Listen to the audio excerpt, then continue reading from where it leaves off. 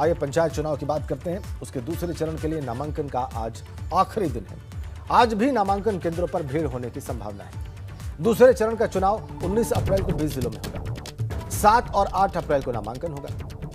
9 और 10 अप्रैल को नामांकन पत्रों की जांच होगी और 11 अप्रैल तक नाम वापसी कर सकते हैं उम्मीदवार। तो नामांकन का दूसरे चरण के लिए आज आखिरी दिन।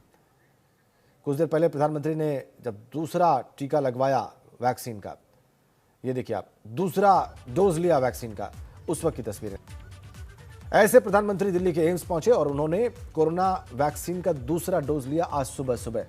इस तरह से उनका वैक्सीनेशन का सर्किल पूरा हुआ। 2 डोजेज आवश्यक हैं और कोवैक्सीन का दूसरा डोज आज सुबह सुबह दिल्ली के एम्स पहुंचकर प्रधानमंत्री ने लिया और साथ में बहुत मजबूत संदेश दिया कि जो लोग भी वैक्सीनेशन नहीं करवा रहे हैं, एलिजिबल हैं, पात्र हैं, उस क्राइटेरिया के भीतर आते हैं, वो जाएं और इन हालात में तो तत्काल वैक्सीनेशन कराएं, टीकाकरण कराएं।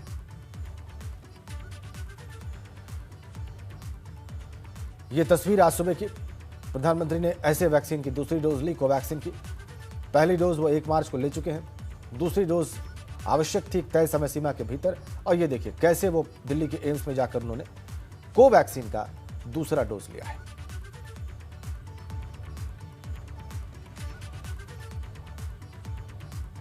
ऐसे प्रधानमंत्री ने कोवैक्सीन का दूसरा डोज लिया दिल्ली के एम्स में। इस तरीके से एक बहुत मजबूत, बहुत स्ट्रांग मैसेज भी दिया है प्रधानमंत्री ने। दोनों डोजेस ले ली हैं कोवैक्सीन की।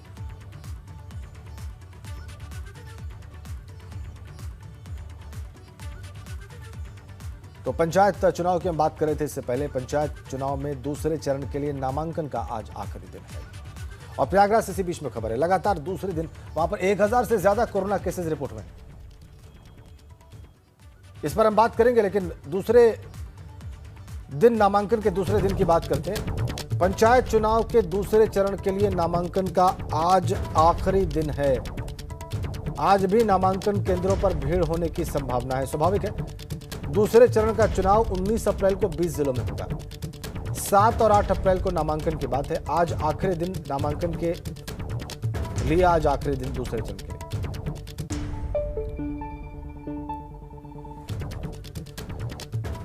तो नामांकन का आज आखिरी दिन है, दूसरा दिन है दूसरे चरण के लिए। नीतीश पांडे हमारे सहयोगी वाराणसी से हमारे साथ जुड़ गए हैं।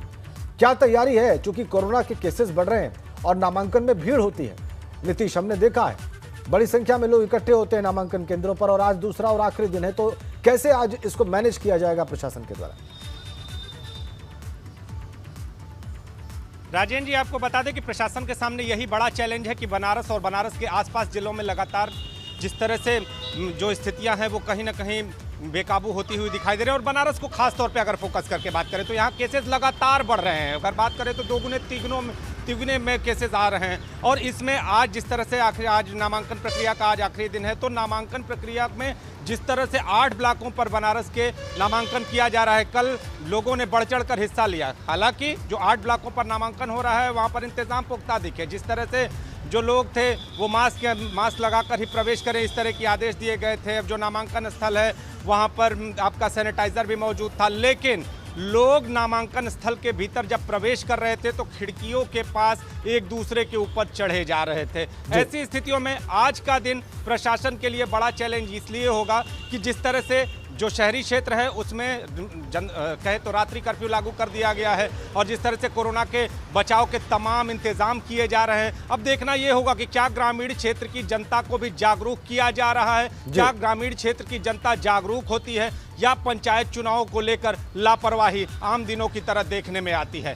आपको बता दें कि प्रशासन तमाम दावे कर रहा है, लेकिन खिड़कियों तक जाकर दावे खत्म होते नजर आ रहे हैं, दावे सूने पड़ते नजर आ रहे हैं। तो आज प्रशासन के लिए चैलेंज भरा दिन और देखना यह होगा कि क्या उस चैलेंज को स्वीकार कर उसे सफल बनाने में कामयाब होते हैं ये लोग या लापरवाही दिखाई देती है। ठीक है जी, बहुत बहुत धन्यवाद आपका नीतीश इन जानकारियों के लिए। बेशक आपने सही कहा, ये देखना होगा कि प्रशासन इन हालात में निपटता कैसे है।